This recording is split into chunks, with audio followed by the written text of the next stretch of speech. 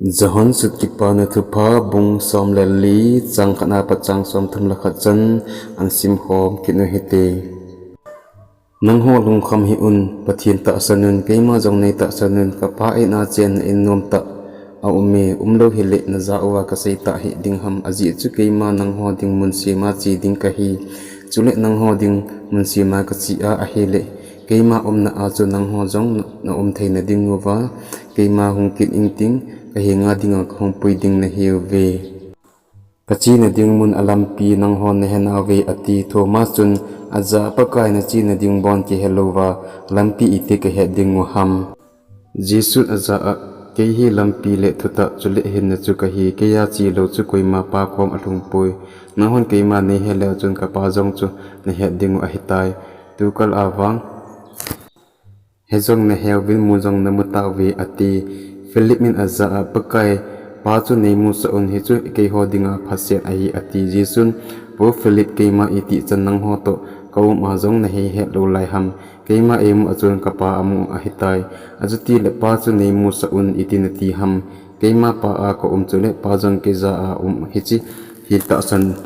lo ham ke ma nang ho za a thu ka sei ching si ke ma chama ka sei a hi pu pa chu ke ya na ato a hi bo ve keima pa a ko chule pa jong ke ja a hi chi hi nei ta sanun ai lo jong le na ke tong ching si ji ti hin ta sanun keiman ta be be a ka sei pi na he ve keima ai ta san a chun ka thil bol ching si hi aman jong a bolding a hi asang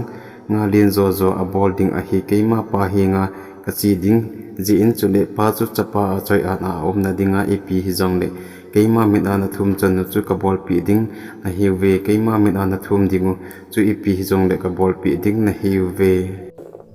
keima nei ngai lut nu le khatu pi ho na ni dingu a hi keima pa hi nga tawing ting chu le ama nang ho pi jing ding thamon sa achum dang khat na pi dingu a hi he chu lagau di ta a hi ba noi jin hi chi chu asang thei pui izi inim itile ama chu mu jong amu povin hejong a hepo ve nang hon wang ne hewi aji chu ama nang ho chunga chenga a hi umjong hung ding a hi keman nang ho kai hoi bejin da la poving na he nguma ko hungkit ding a hi chom khat zol le pa noi min e mu lo ding a hi tai nang hon wang nei mu ding a hina izi inem itile keima ka hingi nang ho jong na hin ding a hi ji ni chule keima pa a ko nang ho ke ja na umu chule keima nang ho a ko hi na he dingu a hi khathupi ni za chule ni chu e ngai lo a hi chule keima e ngai lo a chu ka pan angai lu ding chule keima ama chu ka ngai lu na a hi nga ka phone ding a hi ati Judas Iscariot hilo chun aza apaka itia hitam nang ma ke ho hinga na ke phone na ba noi mi hinga na ke phone lo ding chu ati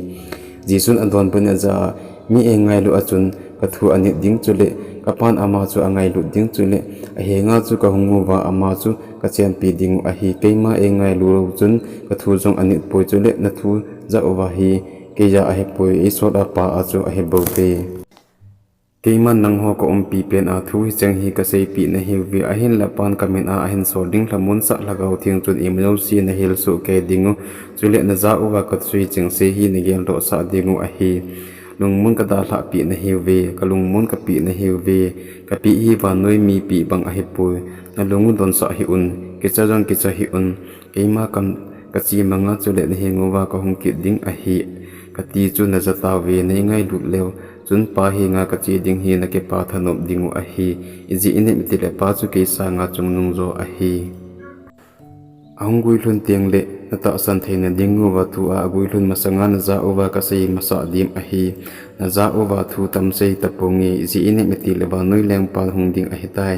chule aman ke ya i macha anei pu a hin na ke man pa chu ka ngai lut chule pa chun athupi bang banga na to a hi wa noi min a he na ding a hi ki pa don hi ku ma ko nen chi ta hi te anangai ho zo si pathinin na bon chawin phathe na bu chi ta hen